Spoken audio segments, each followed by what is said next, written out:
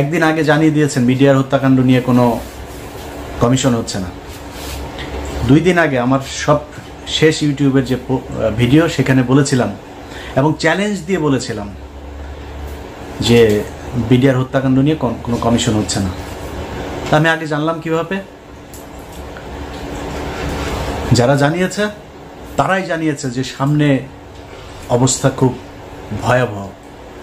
BNP Jamaat সহ অনেক লোকজন আছেন, তাদের কিছু কিছু লোকজন মুখ পুষা ফেলেন যে ইলিয়াস ভাই হলো গিয়ে আমাদের শত্রু, ইলিয়াস ভাই মনে হয় নতুন কিছু বোধহয় চায়।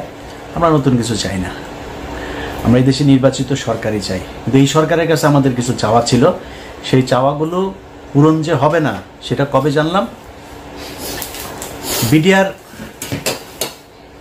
হত্যাকাণ্ড নিয়ে যেসব জওয়ানরা জেলখানায় আছে, আমি কল্পনাও করি নাই যে 5 তারিখের পরে প্রথম শুনানি যেটা হইল সেখানে তাদেরকে ছাড়বে না।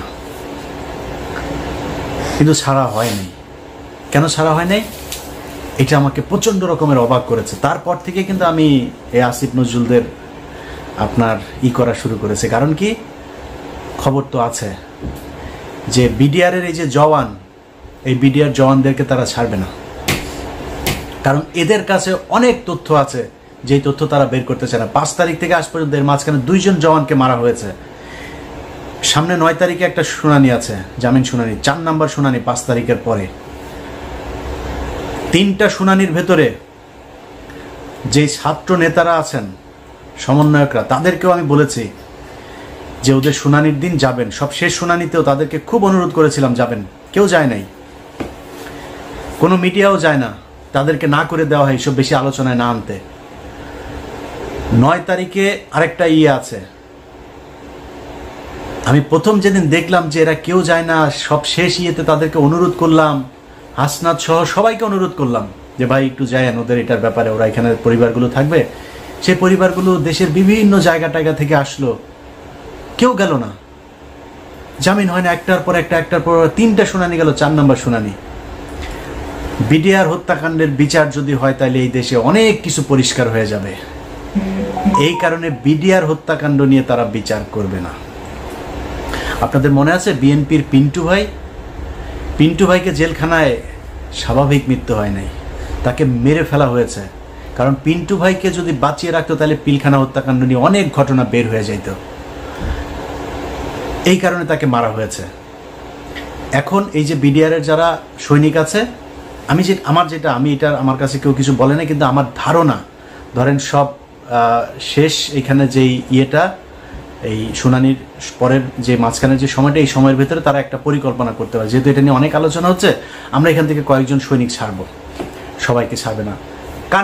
কান কেটে ফেলে দেব যদি সৈনিকদের সবাইকে ছাড়ে। আরেকটা চ্যালেঞ্জ নিলাম, যান, ভিডিও রেখে দিলাম, তো এই ভিডিওটা রেখে দেন। 9 তারিখ, জানুয়ারি 9 তারিখের পরে তারপরে এটা নিয়ে আপনারা চ্যালেঞ্জ আমার এটা গ্রহণ করবেন। তো এদেরকে ছাড়া হবে না। প্রথম ঘটনার পর থেকে বুঝলাম যে না, আমরা তো আসলে বিজয় উদযাপন করলাম, এত নাচাগানা করলাম, এই সরকার তো আসলে আমাদের সরকার না। এদের ভেতরে ডক্টর মোহাম্মদ ইউনূসকে সামনে রেখে সব ভেজাল চিটা সব এটার ভেতরে ঢুকিয়ে দেওয়া হয়েছে। ইন্ডিয়ান পুরো সেকেন্ড লেয়ারের যা আছে সব এই জায়গায় বসানো। ডক্টর মোহাম্মদ ইউনূস চাইলেও কিছু করতে পারে না। এখন ডক্টর মোহাম্মদ ইউনূসের সামনে রাস্তা একটাই আছে, উনি যে কোনো দিন শুনবেন যে উনি চলে গিয়েছে দেশ থেকে। এরপরে কি হবে? পুরো সেট আপ সাজিয়েছে আসিফ নজরুল, মাহফুজানা, মতিউর রহমান। সব জায়গায় বিএনপির কিছু লোকজন আছেন, তাদের খুব মনে হয় আমার নিয়ে মনে হয় খুব কষ্ট কিছু, মানে আমি ঢালাওভাবে বিএনপি জামাতকে নিয়ে ঢালাওভাবে কথা বলার মতো স্পর্ধা আমি দেখাইতে পারবো না। এই দলের মানুষ আমাকে প্রচণ্ড ভালোবাসেন, আমাকে প্রচণ্ড শ্রদ্ধা করেন, তাদের নিজেদের মানুষ মনে করেন। তারা ধান খেতে ঘুমিয়েছেন, তাদের অনেক মানুষ হত্যার শিকার হয়েছে। এই সব শেষ আন্দোলনেও 95% মানুষ জামাত এবং এই বিএনপির লোকজন মারা গিয়েছেন, শহীদ হয়েছেন যারা। অতএব আমরা এদের ব্যাপারে কথা বলতে গেলে রেসপেক্ট করে কথা বলতে হবে, আমার ব্যাপারে কথা বলতে গেলেও একটু রেসপেক্ট দেখায় কথা বলতে হবে। আমাকে বলা হয়েছে যে জামাতের একটা গতকালকে একটা প্রতিবাদ জানিয়েছে আমার একটা বক্তব্যে। সে বক্তব্য হচ্ছে, আমি বলেছি জামাতের যে নায়েবে আমির আছেন ওই যে তাহের সাহেব, এই তাহের হচ্ছে রয়্যাল লোক। এটা বলার পরে তারা প্রতিবাদ জানিয়েছে আমার এই বক্তব্যের। আমি এটাকে খুব পজিটিভলি নিয়েছি, কারণ জামাত একটা সংগঠন, তাদের সাংগঠনিক একটা পদক্ষেপ থাকবে, এটা কোনো ব্যাপার না। আমি ওনাদের ওই ফেসবুক পেজেও, জামাত ইসলামের যে পেজ আছে সেখানে গিয়ে জামাতের লোকজনেরও বক্তব্য দেখেছি, কমেন্ট দেখেছি, আমার কাছে খারাপ লাগে নাই। ওনারা মানে খুবই বন্ধুসুলভ আচরণ করেছেন। তবে জামাতের কাছে আমার অনুরোধ থাকবে, যে অভিযোগটা আমি শুনেছি এটা তো আমার নিজের বানানো না, এটা আপনাদের ভেতর থেকে আমাকে জানিয়েছে। তার বাড়িতে নঈমুল ইসলাম খান, তার বাড়িতে ছিল ইনামুল ইসলাম খান, তার বাড়িতে ছিল, এবং আবু তাহের সাহেব তাকে পালাতে সহযোগিতা করেছেন। এই ছাড়াও জামাতের আরও অনেকজনের ব্যাপারে এই বিষয় আছে। শামা ওবায়েদ বিএনপির সব তথ্য ভারতে পাচার করে। শামা ওবায়েদের সাথে এখনও শেখ হাসিনার কথা হয়। বিএনপিকে বলে রাখলাম, আপনারাও সাবধান থাকবেন। আমি যদি নাকি কোনো কথা বলি, ওই কথা বিএনপি বা জামায়াতের ক্ষতি করার জন্য না। জামাত ইসলাম যেটা করেছে, বিবৃতি দিয়েছে, কোনো সমস্যা নেই। আমি আমার কথা বলেছি, আমার এটা রেসপেক্ট রেখে বলছি, এটা নিয়ে তদন্ত করবেন। যদি আসলেই কোনো কিছু পাওয়া না যায়, আমি তাহের ভাইয়ের কাছে আবার ক্ষমা চেয়ে নেব। তো এই যে বিএনপি জামায়াতের লোকজন, ওনারা কিছু কিছু লোকজন যে মনে করেন যে আসিফ নজরুল হচ্ছে তাদের লোক, তাদেরকে বলবো তারেক রহমানের বক্তব্য শোনেন। তারেক রহমান আপনার মনে হয় এমনিতেই বলে যে সামনে নির্বাচনটা কঠিন নির্বাচন? এমনিতেই বলেন যে আপনারা মনে করবেন না যে আমরা ক্ষমতায় চলে এসেছে? এগুলো এমনি বলে না, কিন্তু তারেক রহমান খবরগুলো জানে যে তারেক রহমানকে মাইনাস করার জন্য কত ষড়যন্ত্র চলছে, এবং সেইটার পার্ট হচ্ছে এই আসিফ নজরুল, রেজওয়ানা বন্যা, আরেকটা আছে ওদের সাথে ওয়াহিদ মাহমুদ, তো নামটা ভুল করছে কিনা জানি না। এই গং গত সপ্তাহে এই ডক্টর মোহাম্মদ ইউনূস তিনি বলেছেন যে 25-এর মাঝামাঝি বা শেষের দিকে আমরা একটা নির্বাচনের দিকে করি। তিনারা যাবেন না, তিনাদের কথা 26-এর শেষে গিয়ে আমরা করব, চিন্তা করব। এর মাঝখানে সেটআপ শেষ হয়ে যাবে, সব শেষ। বিএনপির ভাইদেরকে বলতে চাই, সব শেষ। দুদকের একজন চেয়ারম্যান আপনাদের দলের ক্যান্ডিডেট ছিল, সে বিএনপি করে না, খুব সৎ মানুষ। বিএনপির ওই চয়েসটা ভয়ঙ্কর রকমের খুবই সুন্দর একটা ছিল। এই আমার জীবনে আমি যত মানুষ সম্পর্কে জানি, একজন মানুষ হিসাবে জানতে পারি, এই বিচারক মোতাহার হোসেন তাদের মধ্যে একজন সৎ মানুষ। এই মানুষটাকে হইতে দেয় নাই আসিফ নজরুল, এই রেজওয়ানা বন্যা, ওয়াহিদ মাহমুদ, এরা হইতে দেয় নাই। ইভেন ডক্টর মোহাম্মদ ইউনূসও চেয়েছিল এই হোক, তাকে হইতে দেওয়া হয়নি। অতএব বিএনপির লোকজন খুব সাবধানে কথা বলেন। আমাদের মির্জা আব্বাস ভাই বলল যে করবে। বিদেশে কিছু লোকজন বসা খায়া দেয়া কাম পায় না, ইউটিউবে কথাবার্তা বলে। মির্জা আব্বাস ভাই এই কথাটার জন্য কোনো এক জায়গায় সরি বলে দিয়েন। তার একদিন আগে সম্ভবত পিনাকিদা তার ব্যাপারে একটু কথা বলছিল, এই জন্য তিনি এটা বলে ফেলেন। 6 মাস হয় নাই ভাই এখনো। 6 মাস আগে আপনাদের পক্ষে কথা বলার মতো আমরা ছাড়া কেউ ছিল না। আবার পরের 6 মাস পরে না আবার সেরকম পরিস্থিতি আসে কিনা, ইউ নেভার নো। সো খুব সাবধানে একটু কথা বলতে হবে। হ্যাঁ, আমরা আপনাদেরকে যদি কোনো কথা বলে থাকি তাহলে সেটা মনে রাখবেন, আপনাদের ভালোর জন্যই বলছি। এত মুখ পুষে ফেলা উচিত না। সো তারেক রহমান যে কথাগুলো বলছে, ভেতরে কি হচ্ছে, ঈদের পরেই এই সরকারের বিরুদ্ধে জামাত এবং বিএনপিকে মিলেমিশে আন্দোলনে নামতে হয় কিনা একটু অপেক্ষা করেন। এই যে শাহেদ আলম এখন এত কথাবার্তা বলছে না, শাহেদ আলম কিন্তু এমনিতে আমার বিরুদ্ধে লাগেন। শাহেদ আলম জানে না ওর জীবনেও কি 2 নাম্বারই করেছে। ও যে বিয়েটা করেছে, এই বিয়েটা একটা থানার ভেতরে বিয়ে হয়েছে। আশুলিয়াতে 2 জন এই গাড়ির ভেতরে করছিল, ওইখান থেকে পাবলিক ধরে আপনার একটু টানা হেঁচড়া করলো, এরপরে পুলিশ আসলো, এসে তারপর ধরে নিয়ে গেলো, পাবলিকগুলো ওর বিয়ে করাইতে হবে। এবং একই সময় তার আরেকজনের সাথে সম্পর্ক ছিল, তার সাথে তার বিয়ে হওয়ার কথা, বিয়ের কথাবার্তাও চলছিল পারিবারিকভাবে। এই মেয়ে যখন ওই মেয়ে যখন শুনে টুনে তারপরে আসার পরে এই মূল্য বললো যে আমাকে বিয়ে করতে হবে। এই পাবলিক পুলিশ মিলে এর সাথে বিয়ে দিয়ে দিয়েছে। চ্যালেঞ্জ করেন, আমি থানার নাম টাম সব কিছু বলে দেবো, ওই ওসিরে খোঁজার চেষ্টা করতেছি। এই হচ্ছে শাহেদ আলম। আরও অনেক কিছু আছে, কিন্তু ও আমার সাথে কেন লাগলো জানেন? বিশাল বড় স্বার্থগত একটা দ্বন্দ্ব এই জায়গায়। কি দ্বন্দ্ব? শাহেদ আলমের আসিফ নজরুলকে দিয়ে যে ধান্দাবাজি সে করছে, এই ধান্দাবাজি তো সে বিএনপি আসলে করতে পারবে না। কারণ এ তো সে ভিডিও তো আমাদের কাছে আছে যে তারেক রহমান লন্ডনে থাকে, সেটা নিয়ে সে জানে না। তারেক রহমান কে সে চিনিই না। তো আমরা জানি একজন যিনি চেয়ারপারসন তিনি জেলে আছেন, ভারপ্রাপ্ত যিনি চেয়ারপারসন, কিংবা উনি কি মহাসচিব নাকি লন্ডনে যিনি আছেন? না, উনি এখন ভারপ্রাপ্ত চেয়ারপারসন। শাহেদ আলম চেষ্টা করছে এই সরকারকে যতদিন রাখা যায় এবং আসিফ নজরুলকে যতদিন রাখা যায়। আসিফ নজরুলের এই দেশে গিয়ে এবার ধান্দাবাজি করে আসছে কিছু, এখনো চলতেছে, এখানে বসেই তদবির বাণিজ্য চলছে। আসিফ নজরুল না থাকলে এটা করে দিবে কে? এই কারণে এখানে তো কোটি কোটি ভাই, শত শত কোটি টাকার খেলা। তো এখানে একটারে মানে করে জামিন করাই দিতে পারলেই তো শত কোটি টাকা দেওয়ার লোকজনও আছে, তার চেয়ে 1000 কোটি টাকা দেওয়ার লোকও আছে। এখন জেলখানায় যারা আছে এদের মধ্যে এরকম নাম ধরে আপনাদের বলতে পারবো কয়েকজন আছে, এদের 1000 কোটি টাকা দিয়েও যদি জামিন করে দেয় তারা করতে রাজি। আমার কাছেই অফার আছে। তো এই বিষয়গুলো কিন্তু এখানে হচ্ছে, যেই কারণে শাহেদ আলম এখন আমাকে নিয়ে ন্যাকেট হয়ে তারপরে নেমেছে। শাহেদ আলম, আমি তোমার আগেও বলেছি, এখনো বলছি, তুমি বাবা এই যে বিরিয়ানির দোকানে 1000 টাকা করে নিছো, তুমি এত বড় একজন লোক, আমি উবার চালাই, এটা নিয়ে তোমার এত কষ্ট, তোমার মতো এত হাই লেভেলের একজন লোক, তুমি বিরিয়ানির দোকানে যা 1000 টাকা নিলা, এটা কেমন ধরনের হয় শাহেদ আলম? তুমি এখন এই লোকের আবার আইনা ভিডিও বানায় তুমি ছাড়ছো। ওই লোকটা আমার ওইখানে বক্তব্য দিয়ে দিয়েছে, তুমি তার এলাকার লোক, বউ নিয়ে আসছিলা, খাইতে পাইতা না, সাহায্য করেছে। এবং সেই সাহায্যটা কোত্থেকে করেছে? সাংবাদিকদের যেই ভিক্ষা দেয় না খলিল ভাই এখানে অনেক সাংবাদিকরা ভিক্ষা দেয়, ওই ভিক্ষার ফুল রেকর্ড শুনবা। সো বেশি পাকনামি করতে চায় না, নিজের নিচে পরিষ্কার না করে তারপরে কথা বলে লাভ না। আমার নিয়ে খেলবা, আমার নিয়ে খেলতে আসো। আমি ইলিয়াস, আমার নিয়ে বহু খেলাধুলা হয়েছে, বুঝো নাই? এখানে যখন আসছি না, পুলিশ আসছে বাসায়, আমার নিয়ে এখানকার দূতাবাস থেকে শুরু করে আওয়ামী লীগের সবাই মিলে লাগছিল আমার নামে। এমন কোনো মানে ইসলামী টেরোরিস্ট থেকে শুরু করে সব খালি 2-3টা কথা বলে আমার নিয়ে পুলিশের কি ছিল, ইনভেস্টিগেশন ছিল। আমার বাসায় আসছে আন্ডারকভার, এসে তারপরে জিজ্ঞেস করেছে আমি এই রিলিজিয়নে বিশ্বাস করি কিনা। আমি ওদের উত্তর দিচ্ছি একদম, আমি বলছি I strongly believe in god.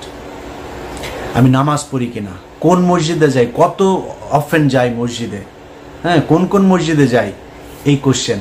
আরও কি এগুলি বানানো টানানোর এগুলির কথা বলা হয়েছে, আমি নাকি কি বানাই টানা, এগুলি অভিযোগ করছে।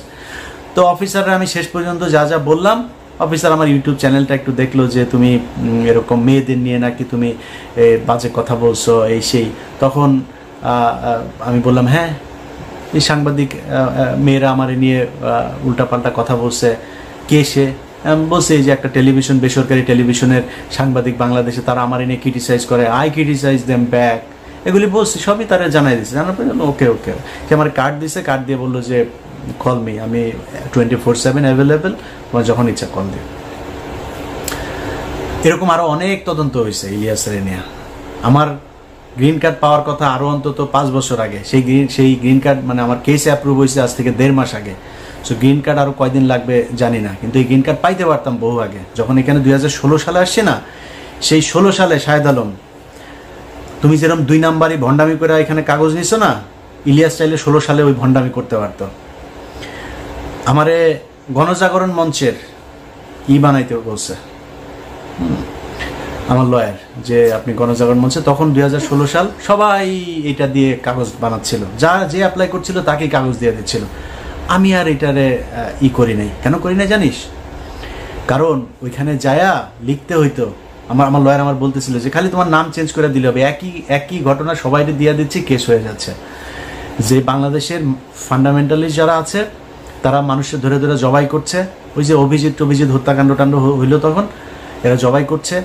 তারপরে গণজাগরণ মঞ্চে এরকম ইসলামিক যে ফান্ডামেন্টালিস্ট আছে যে তারা এখানে এটার একটা টেরোরিস্ট একটা অর্গানাইজেশন হিসাবে কাজ করছে, এরকম কথাবার্তা। আমি চিন্তা করলাম যে আল্লাহ যদি আমাকে আমেরিকার কাগজ লিখে রাখেন বা আমাকে ভালো রাখেন, সেটা আমেরিকায় থাকলে হবে, বাংলাদেশে থাকলে হবে, যেখানে আল্লাহ মনে করেন ওইখানে। কিন্তু আমি এগুলি বলে আমি কোর্টে যাব, আমি ইমিগ্রেশন অফিসারের কাছে যাব, সে আমার এই লেখাটা পুরো পড়বে, পড়ে দেখবে যে আরে মুসলমানরা এত খারাপ, আমি ওই রাস্তায় শাহেদ আলম যাইনি।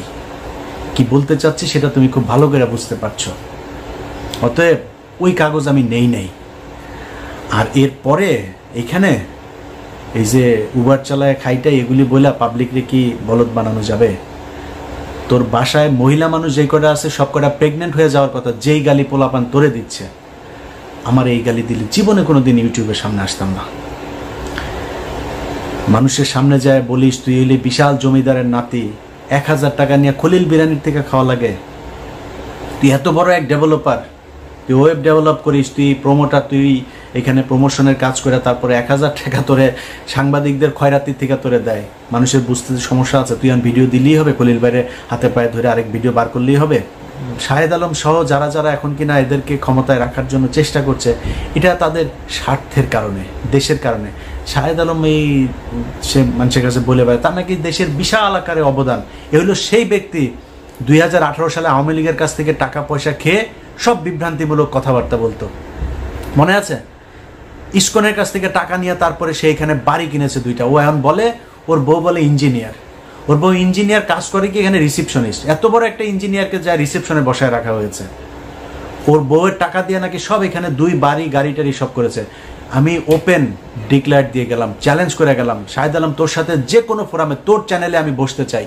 আমি আমার ট্যাক্স ফাইল থেকে শুরু করে আমি আমার স্বচ্ছতা নিয়ে আসবার। তোর বউ ইনজানুয়ার একটা আছে না, তোর বউ ইনজানুয়ার কোন জায়গায় ইনজানুয়ারি করে তারপরে এই তোর বাড়ি 2টা করে দিল, ট্যাক্স ফাইল দেখা। এই দেশে তোর বউর মতো এত বিশাল বিশাল বড় একজন নাসার ইঞ্জিনিয়ারে তো তুই করতে পারবি না, তাই না? টাকা ছাড়া তো ক্যাশে তো আর টাকা দেয় না, তাই না? চেকের মাধ্যমে টাকা দিয়েছে। সো চেক আছে, চেক দেখাস, কান কেটে ফেলবো। এখন তোর বাপ আসিফ নজরুলের কাছ থেকে আরো ধান্দাবাজি করে আরো বাড়ি করার চিন্তা ভাবনা করছিস। সো এইসব টাকা পয়সা তো বের হয়ে যাবে এক সময়। সম্মান আর টাকা পয়সা সব একসাথে পাওয়া যায় না। আপনারা এখন এইখানে প্রথম আলোর সব সেট আপ বসায় দিয়ে যাবেন, যতদিন সম্ভব বিএনপি বা জামাতকে ক্ষমতায় আসতে দেওয়া যাবে না, আপনারা এখানে বসে বসে খাবেন, এইভাবে চলতে দেওয়া যাবে না। বিডিআর হত্যাকাণ্ডের প্রতিটা পরতে পরতে ইন্ডিয়া জড়িত থাকা, আওয়ামী লীগের যে নীল নকশা সেটা জড়িয়ে আছে। সাগর রুনিনিয়ানা বলে বিচার করেন, আসিফ নজরুল প্যান্ট ভিজায় ফেলতো সাগর রুনিরে নিয়ে কথা বলতে বলতে, কই সেই বিচার? শাপলা চত্বর হত্যাকাণ্ড, কই সেই বিচার? যারা গুমের শিকার তারা কই? আপনাদের সময় ডিজিটাল সিকিউরিটি অ্যাক্ট এখন পর্যন্ত 5 মাস বাতিল করা যায় না, সময় পান না, সিনেমা দেখতে জানাবেন না। শামা ওবায়দরে নিয়ে হলের ভিতরে অন্ধকারে যায় বসেন, তো আমরা বুঝি না এগুলি কিছু। আপনারা সিনেমা দেখতে যাওয়ার সময় পান, ডিজিটাল সিকিউরিটি অ্যাক্ট বাতিল করার সময় পান না। এখন পর্যন্ত হাজার হাজার বিএনপি জামাতের লোকজন জেলখানায় বন্দী। গত সপ্তাহে ডান্ডা বেরিয়ে পড়িয়ে জামাত শিবিরের সাবেক সভাপতিকে রাজশাহী কোর্টে তোলা হয়েছে। আমার এই ফেসবুকে সেই ছবি দিয়েছি, ভিডিও দিয়ে রেখেছি। কেন এখনো পর্যন্ত সেটার ব্যাপারে ব্যবস্থা নেওয়া যায় নাই? কিসের জন্য? আরো কত বছর সময় চান? এমনি বসে বসে লুটপাট করবেন। আমার এই নেতা ফোন করে, ওই নেতা ফোন করে, ইলিয়াস ভাই এরা তো আমাদেরই লোক, এদের সাথে এরকম করলে তৃতীয় পক্ষ ঢুকবে। আর ভাই এরা আপনার লোক হইতে পারে, আমার লোক না। আমি তো আপনার দলের কেউ না, আমি তো বিএনপি জামাতের লোক না। বিএনপি জামাতের টাকা নিয়ে আমি কি আমার সংসার চালাই নাকি? আমি আপনার টাকায় কথা বলবো? আমি আমার যে সমস্যা, আমার সমস্যা ইন্ডিয়ায়, অথবা আমার ওইটা না পাইলে তো আমি মনে করবো না এই দেশ স্বাধীন হয়েছে। ওনাদের কথা হইল বিপি নূর, ইলিয়াস ভাই দেখেন এখানে তো অনেক কিছু করা যায় নাই। আসিফ নজরুল পর্যন্ত সে আমার ফোন করে ওই একই গান, ইলিয়াস কি অবস্থা ভাই, আপনি তো বলছেন ওখানে বসে বসে, এখানে তো অনেক সমস্যা ভাই, অনেক চাপ।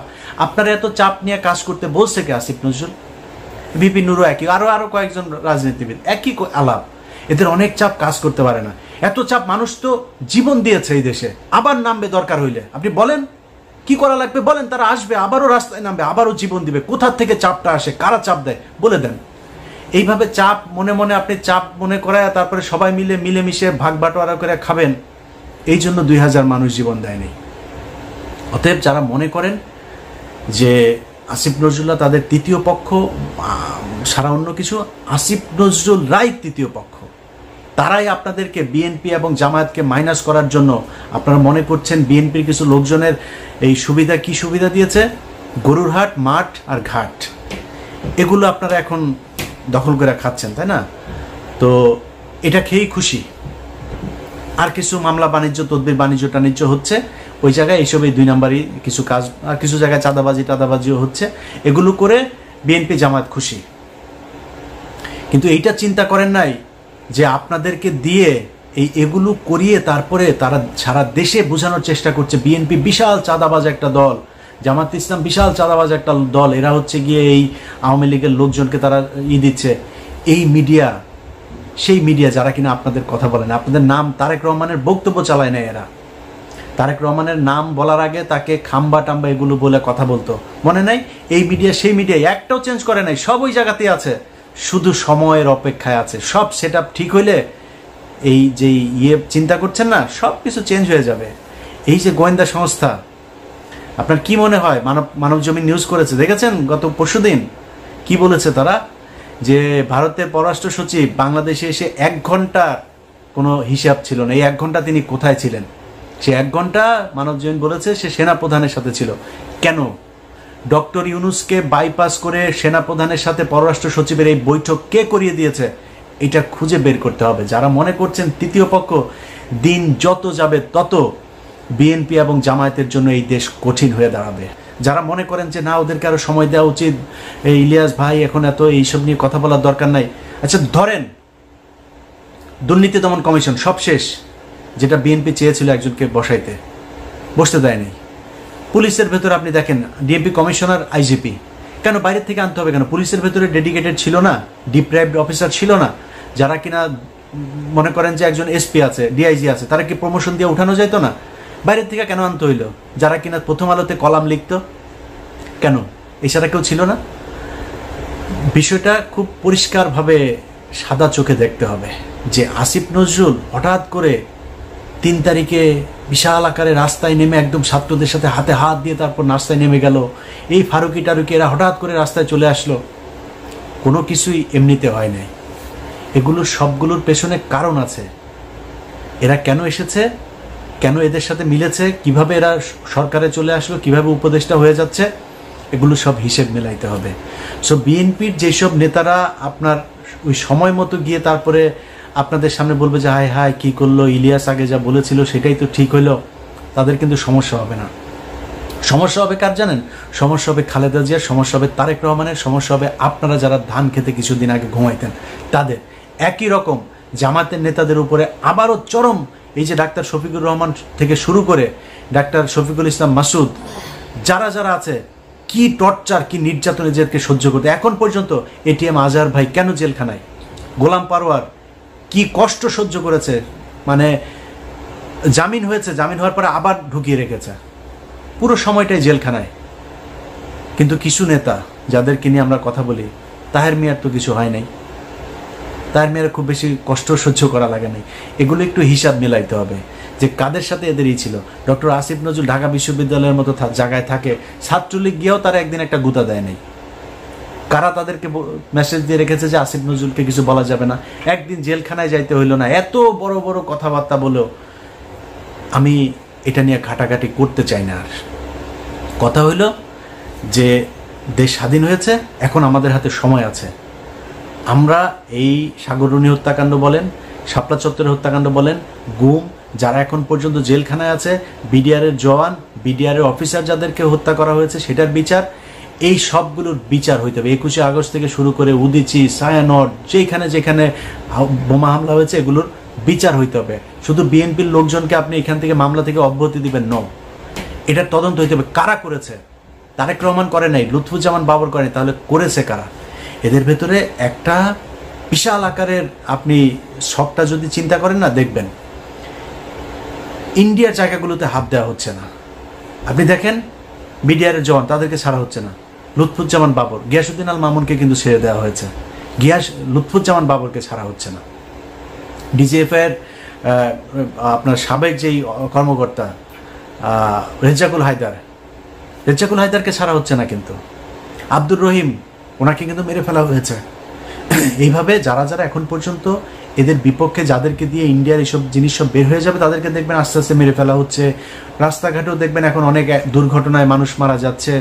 এগুলো এইভাবে খুব সুপরিকল্পিতভাবে তারা তাদের জায়গাগুলো পরিষ্কার করছে, খালি দেখছে যে কারা আমাদের বিপক্ষে, তারপরে তারা ঠিকই আবার ছোবল দেবে। যাই হোক দর্শক, আপনাদেরকে আমার শেষ যে বক্তব্য সেটা আমি আপনাদের জানাইতে চাই, নিজেকে আসলেই মাঝে মধ্যে খুব অসহায় মনে হয়, যে মনে হচ্ছে কিনা আমরাই কি করছি কিনা, আমরাই কি ভুল পথে হাঁটছি কিনা, এটা নিয়েও না চিন্তা করি। তো চিন্তা করে পাই না আসলে, মানে এত মানুষ, এত বিশাল একটা দেশ ভাই, এত বড় একটা ঘটনার পরে কারো কি ইচ্ছা করে না যে না দেশটা আসলে একটু ভালো কিছু হোক? সব মনে হচ্ছে তারা ক্ষমতায় এসে কিছু টাকা পয়সা লুটপাট করবে, সেই আওয়ামী লীগের মতো একইভাবে চলবে দেশ। এই দেশের জন্য কি করলেন রে ভাই? জিনিসপত্রের দাম থেকে শুরু করে কোনো জায়গার কার্যকর কোনো পদক্ষেপ নাই, তারা সিনেমা দেখতে যায়। এইভাবে দেশই করার জন্য এতগুলি মানুষ মারা গেল।